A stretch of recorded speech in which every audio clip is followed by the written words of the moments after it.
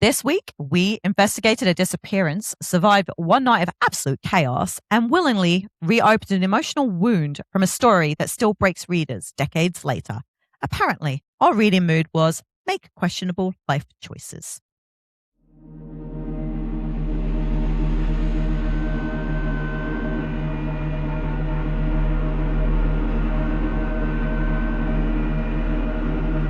Welcome back to Bookslayers, where we put dark fiction books on trial and decide whether it's committed crimes against their readers or if it deserves a full acquittal.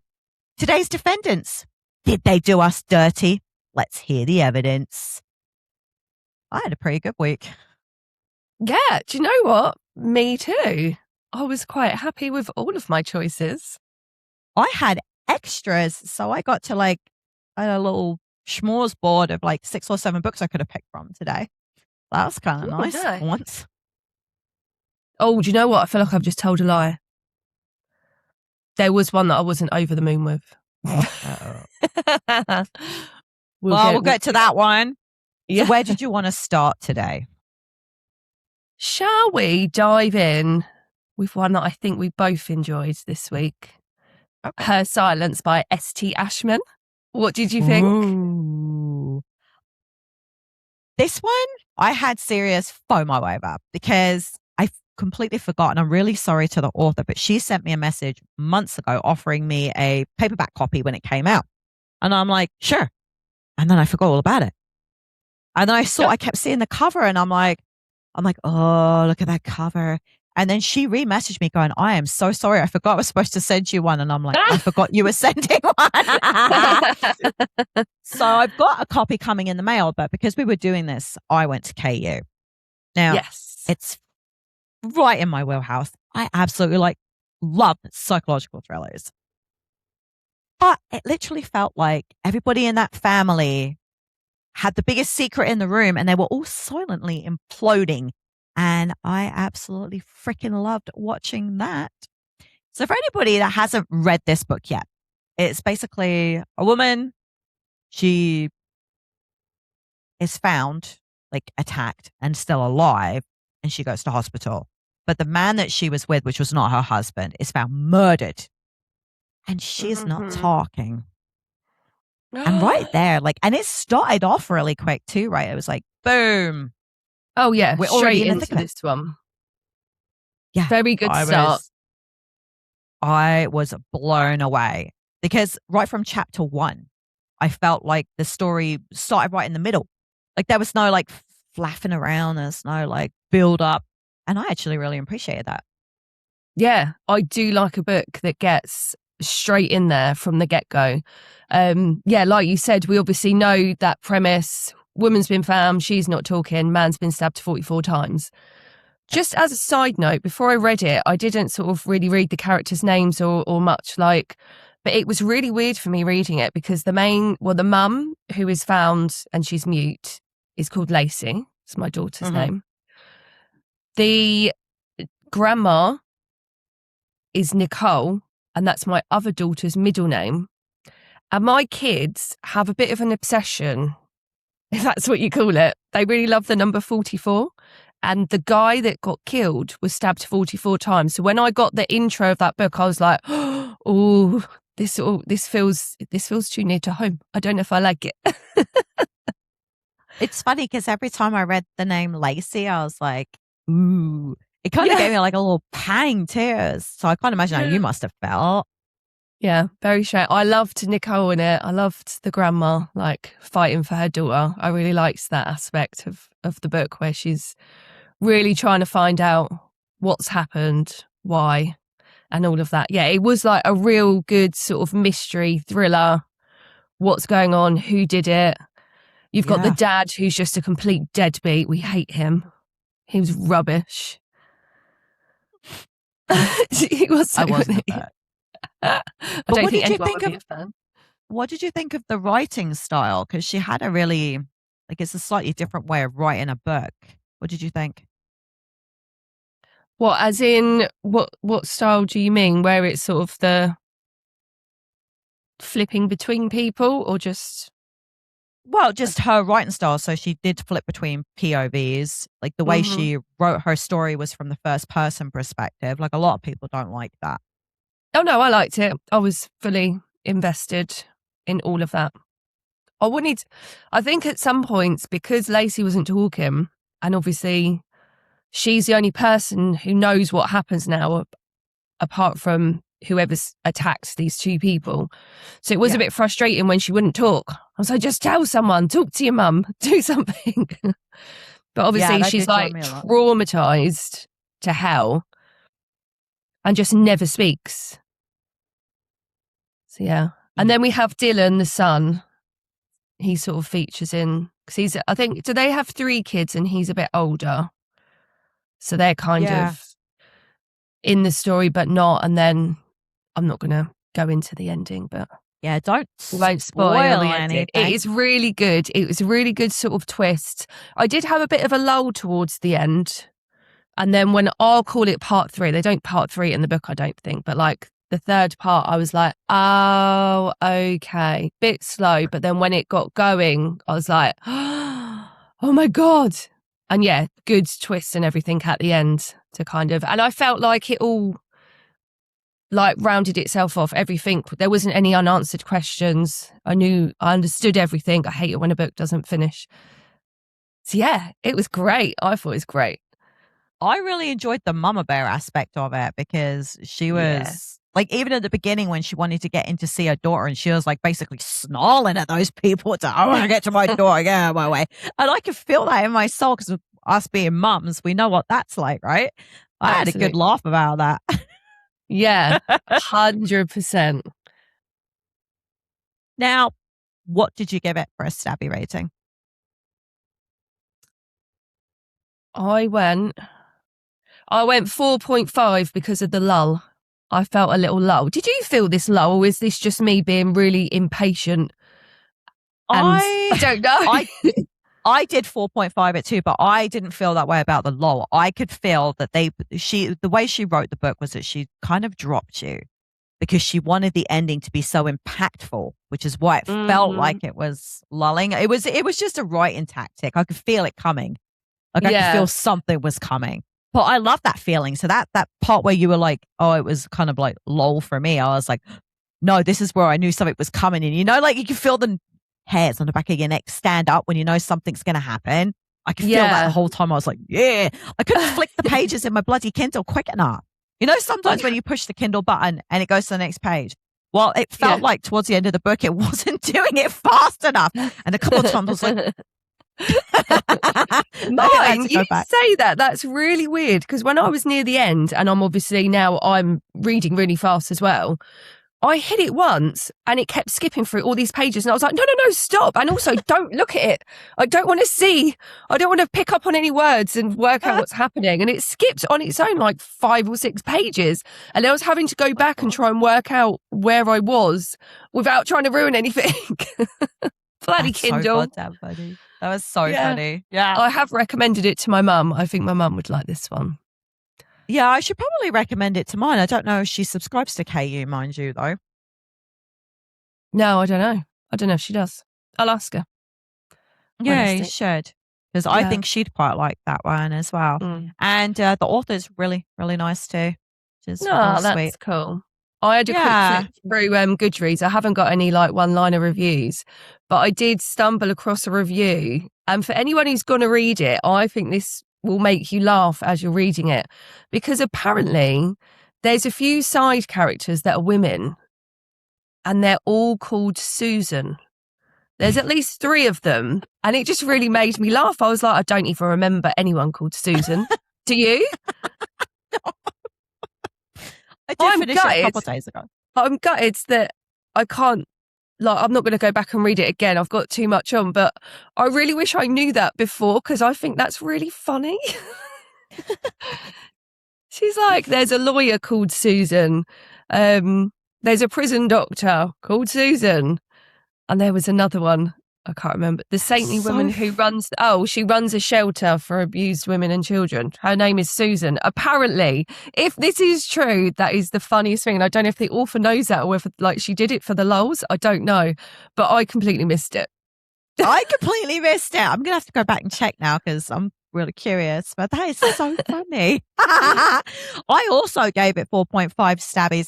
And the reason I didn't give it 5, I actually don't even know. I don't even know why I didn't. But yeah, I gave it 4.5. Well, it'll get rounded up to 5 on Goodreads anyway. So yeah. Nice. That's so funny. Cool. I normally know why I don't. But yeah, apparently, no. Nah. So what else have you been reading? Okay. So my next pick. This book, it was on my, this was an audiobook. This is the only audio I did. I was like, I don't know if I want to read this. And I'm like, oh God, let's just get it out of the way. So it's called Last Night Was Killer by Mary Pauline Lowry. And it's a mystery comedy. And I didn't know that. And I was like, and when I started listening to it, I'm like, oh yeah. I love a dark comedy. Oh, it was so good. So this woman, she's a single mom to twins, funnily enough, twin girls. Mm-hmm. And she has one night out, like her neighbor buys her these stripper like lessons. I'd go learn how to be a stripper, which was funny in itself. But they invite her out afterwards, like the class people do. And then she literally wakes up at home, doesn't know how she got there, like can't remember nothing. But she finds that when she gets back to the club that her car's got a dead body in it. And the more questions she asks, the more it sounds like she killed this dude. Like she was walking around in his like vest. But she don't remember nothing. And I was like, okay, I'm getting Finlay Donovan vibes so hard right now. And I was really worried it was going to be not as good. Oh my God, it was so funny. The stuff she was getting up to, like it was hilarious. And one of the funniest whole plots for the story for me wasn't even all the murder stuff because she's trying to figure out, like, did she do it?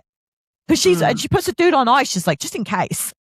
I get it. Yeah, it was so fucking funny. But the funniest thing was that she had talked herself into believing that somebody that had donated sperm that she was dating might be the father of her twins, all based on a birthmark. Oh my God. And that was all I wanted to know at the end was he the dad? Don't give the answer, but did you get an answer? Because that would really piss me yeah, off. we do. We do find out, but it was I was so motivated to know because they waited right to the fucking end too for her to even say anything, and then they do and I'm like, yeah. But she was like, the main character was fucking awesome. She was, yeah, like, yeah. Definitely feels like my kind of book. I just love a dark comedy. And I wouldn't have thought that when I first started getting back into reading. I don't think that I would have gone, oh, I'd like a dark comedy. But with like the thriller aspect to it as well, I really enjoy them. So that might be one for my list. But it was so good. Like the pacing was really good. It was high stakes all the way through because she didn't even know whether she did it or not. Like she had no clue what she had done. She literally, all she remembers was being in the club, like in the bar area. And then she wakes up at home like hours later. Like her car got left there. That would be so fucking scary. Imagine that happening and you just wake up at home with no recollection of what you've done.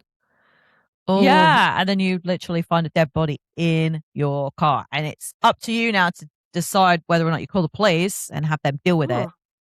And then she's asking questions and anybody that could potentially have known anything didn't know anything. So she was hitting like, oh God, it was so funny. It was so bloody funny. And I just, I was really bummed when it was over. I had to know if he was the dad, but I was really bummed when it was over. But yeah, like I was like, I didn't want to do anything. Normally I like to clean or do stuff while I'm listening to audiobooks, but there was like constant entertainment. It was so fucking good. But there were a couple of parts where I'm just like, you really have to suspend your disbelief because there's one section when she's like confronting this like white supremacist like gang who's going to do a terrorist attack. And they go there in fucking bikinis. And they got guns and grenades and shit. And she pulls the pin out of a grenade and it blows up these So there are some sections where you're like, this would never happen. But it was entertaining. It's kind of giving me, not the like the suspend your belief stuff, but it's kind of giving me Katie Brent vibes. Yes. But it was, if I'm honest with you, it was funnier. Like Katie Brent's great, but this book was funny. I 5-starred it. That is a recommendation itself because I love Katie Brand. I need to read the third one. I'm going to nick one of your audios, I think, to do the third book in her series. That's really good. You're going to have to remember to message me. What was that book called again? It's called Last Night Was Killer by Mary Pauline Lowry. Nice. It was okay. I'm gonna have. I hope you can get it because honestly, it was well worth it. And then I managed to listen to like 3 more audiobooks after that. It took me out of my slump. Oh yeah. Nice. Yeah. But the only problem was because I didn't want to do anything. I didn't get anything done. So the author really owes me like 4 hours now because I didn't get anything done.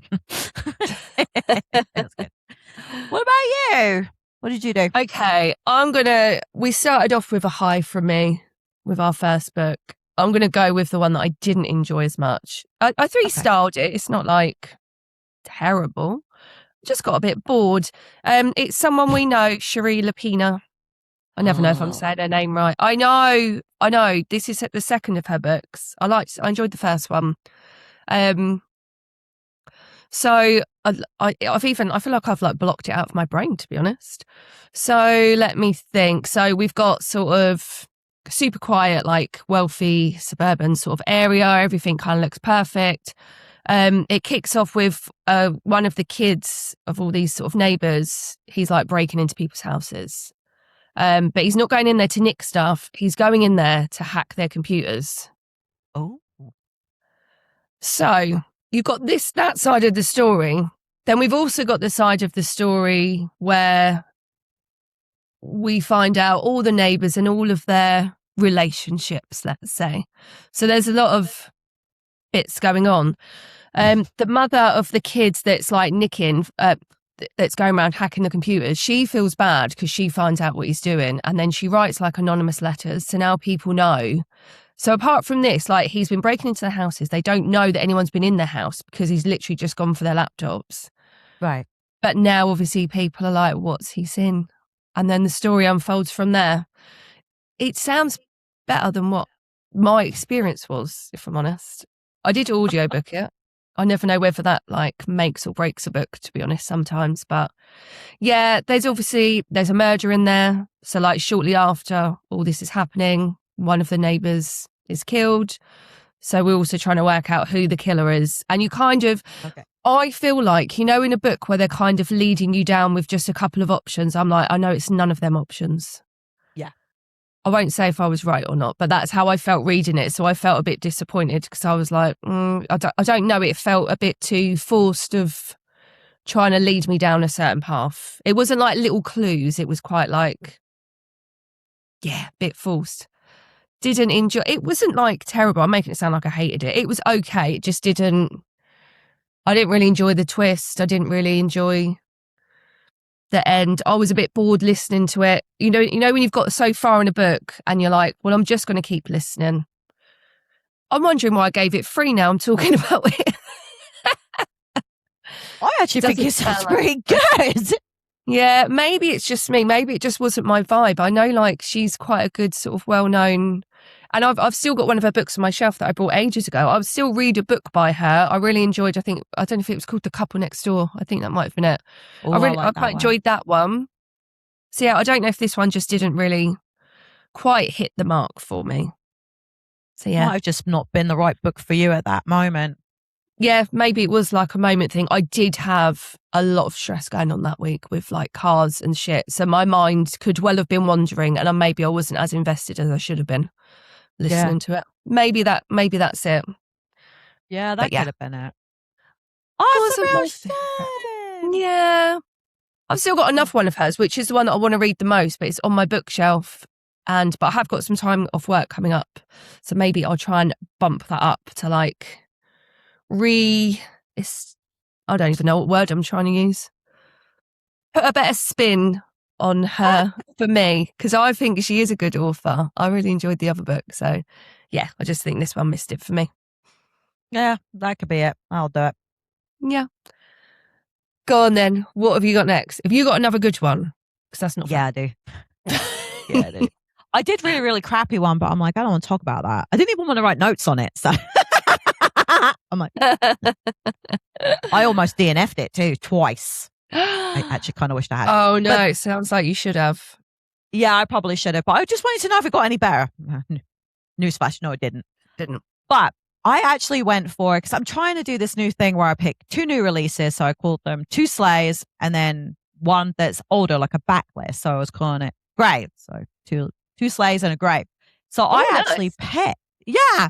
So I went with Dead Poets Society by Nancy H. Kleinbaum. And you might be like, well, that's not really a thriller. And you'd be right. It's not. But it is a dark academia, which really fits our channel.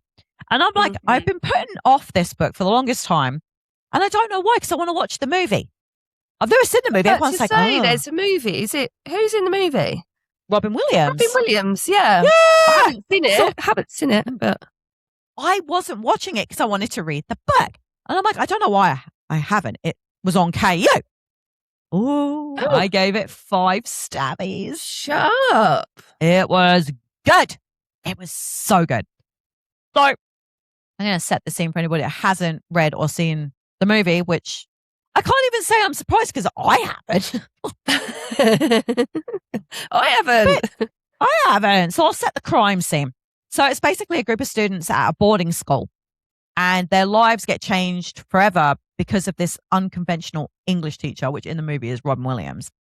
And he basically encourages them to think for themselves and to seize the day. And it sounds whatever, right? But no, like the plot twists in this book with how all these kids and the teacher like interact and whatnot. Oh my fucking God. I was flicking through that book so fast. And then I was like, I need to stop because I need to just think about this for a minute. And I was like, hey, I ain't got time for that. Pick it up. And I actually already ordered myself a hardcover for my shelves. It was that fucking good. Oh that my good. God. I feel like I've missed out in life because I do remember this film being about, I'm sure it's been about for like years and years. Because it's Robin Williams. Yeah. But I remember seeing it and being like, that looks a bit boring. Didn't realise it was so in the dark. I didn't either. But Mike was like, you haven't seen the movie? We should do that. And I'm like, okay, well, I need to read the book first. I'm like, I'm not messing around with that. But the tropes were really good. Like it had the coming of age stuff in there, the found family boarding school, the teacher, tragedy. Okay. I will give it that. There is some tragic stuff in there. No. But it was like, you could feel the nostalgia and I really enjoyed that. And I wanted to cry and I wanted to reread some of my favorite books, which I'm not going to do because I ain't got time for that. But yeah, like we've got the movie queued up now because I'm so ready for that. And it made me think about my school. Like when we were at Penn Valley, I was like, who was our English teacher? And I'm like, I think Mrs. Wright was one of mine. I had Mrs. Axon. She was lovely. Loved her. Yeah, she was like the best teacher. And I was rubbish with English as well. She was my God. We had the deputy headmaster because we were such a naughty class. I can't remember his name though. I'm like, it wasn't me. It wasn't my fault. Is it Mr. Randall? Oh, I had Mr. Randall as well. He got really mad at us. He split us in half. It's like the kids that don't want to learn can sit on that side and the kids that do on that side. What side was you on? The my mum will kill me, I'm going to listen side. Are you fucking kidding me? You know my mum. I can write, but yeah, I was literally half the class. Was you in English or maths? I feel like we're always split. I was more maths. Was you more English? More English for sure. But I didn't like math. It didn't make any sense. Yeah. No, that's really stupid because that's like the universal language for everything, but no. Yeah, but I think everyone's not like that. You're not good at it, but you're normally inclined one way or the other, unless you're just a genius. And there probably was some geniuses in my year. But yeah. I just didn't I liked science, but yeah, I didn't much care for the math stuff. But honestly, if you are one of these people that don't like to cry at the end of books, but you're a robot, so you'd probably be okay, I wouldn't read this book. You're like, oh, I didn't cry. I've cried at books. I can't think of one right now, but I'm sure I have. I'm actually the worst. Me and my family, my like inner close family, like my parents, we can watch TV adverts and cry. Like we're insanely like big crybabies. Like anything emotional. If someone's too kind to me, I could cry. If someone just says, "Are you all right?" and I'm not, but they seem like they care, I'll cry. Like, you didn't cry at Sean's book, okay? That book had me like weeping. You are a robot. But yeah, that one didn't commit any crimes against me. I was no. I'm actually glad that I read it now and not before. Like I felt like I'd missed out. Like as I started reading it, I'm like, why did I wait? And I'm like, you know what? I needed to be me, today's me, to appreciate this book fully. Yeah. Like, yeah. Let me know when you've done the film. I don't know if I've got time to do the book, but I don't know. Update me. It's on KU. It's good. It's on KU, the book. I've just downloaded like another 4 books today. I'm having to you have like 20 books on Kindle, right? I think the kids have got like 4 on there. I had 2 on there for my mum, which I said, can I get rid of? But then I kept her silence one for her. Yeah. And I said to the kids, I was like, are you done with these books? Because I need the space. They're like, but you have loads and we only have 4. And I'm like, but it's my Kindle account. I pay the subscription. They're mine. It's my 20 books that I need to keep an eye on. I should really just have a list. Like, I don't do this. Maybe we should make a book slayers list for people like me that their Kindle's too full. So we need a list to keep track of all the books. Because I literally, do you write down stuff? I don't do that. I actually need to do that. But I would say really cool to do it. Might build something. We'll see. Yeah. Watch this space. So what was your last book? Oh, I think you'll like this. Oh. You don't know what I've read, do you? I read The Maid, Nita Prose. Molly the Maid, I love you. It was so good. I really, really enjoyed it. I was very invested. It very much, like, if you haven't read The Maid, she's quite a sort of, she doesn't really understand social cues. She doesn't really understand, like, she lives by like a list of rules that her grandma tells her that are like, I don't know. I'm trying to think of one. Everything will be okay in the end. If it's not okay, it's not the end. Like, her nan just has all these little things that are like left in her head. Nanisms. Like how to deal with situations, or like she's just like very socially, I don't know the word. It's not that she's socially awkward. She doesn't understand social skills. So she kind of has to learn them, and then she lives by those rules quite definitely. So yeah, Molly's a hotel maid. She's obsessed with cleaning, really socially awkward, and she cannot read a room. So like if someone's a bit too sarcastic or something, like she just doesn't, she doesn't get it. If someone's using her, which sort of happens in the book, she doesn't understand. She thinks they like her. But anyway, she walks into one of the like penthouses to go and do her thing, and she finds this billionaire dead in his bed. But because Molly is the way she is, and like other factors, she sort of turns into one of the suspects. So she kind of has to sort of work out what's going on. So it is like quite a, I don't know, like a classic cozy whodunit, but just with like an amazing main character that you just want to protect at all cost. Yeah. It's like, so like, yeah, it was really good. I don't even know what else to say. Like, it just makes me smile. I'm just like, oh, Molly. It's like, oh, it gives me, I don't know, you'll remember I spoke about Strange Sally Diamond, and she was sort of similar where she doesn't understand the social stuff. Yeah. And it straight away, it just reminded me of that. And I loved that book as well. I don't know why that character like brings me so much joy. I think it's just that they're just so sweet and vulnerable and very much kind in nature, and like just say what they think. And where the way that we live our lives, like we change our language and we change the meaning of things. We could say things backward just to be nice or be polite, whereas she would just say what she thinks because that's telling the truth is right. Yeah. Do you know what I mean? So it's like very endearing and very lovely, and a really great sort of whodunit mystery as well. Oh, really liked it. Loved all the ending. Well. Did you? So you've obviously read it. I'm taking it you loved it as much as I did. Oh yes, it's one of my favorite series. I did tell you about this series because Nita Prose, she sent me with a handwritten card thanking me for like supporting her and whatnot. Like, she gave me a Christmas that's card. cute. I love that. Yeah, I did immediately. These are some of the books that I immediately had to go and download so that I don't forget about this series, because I really want to see what happens next with Molly the maid. Yeah. Oh, so cute. So yeah, What'd you give it? 5. I loved it. I had fun. I had a great time. I did audiobook it. I did look to download it. It's not on KU or anything. No. So yeah, but it must have been on my Libby app. So yeah. Oh, I loved it.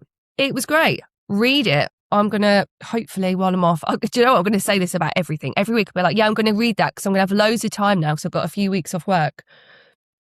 It's not going to happen. But I have good intentions there to read lots in the next few weeks. Me and Jay said the same thing about the summer holidays because we're just home. And yeah, we are struggling to actually read. Yeah. JC got 2 books in last month. That was it. 2. Oh, shit. Oh, I normally have to try and keep up like 2 a week, but that'll be like an audio and a book. Yeah. That's my usual sort of goal, which I think is normally realistic. But yeah, I've had like loads of shit and drama, so I've been a bit behind myself. But yeah, I'm really pleased I got that one done. It was so lovely. Oh, I'm so glad.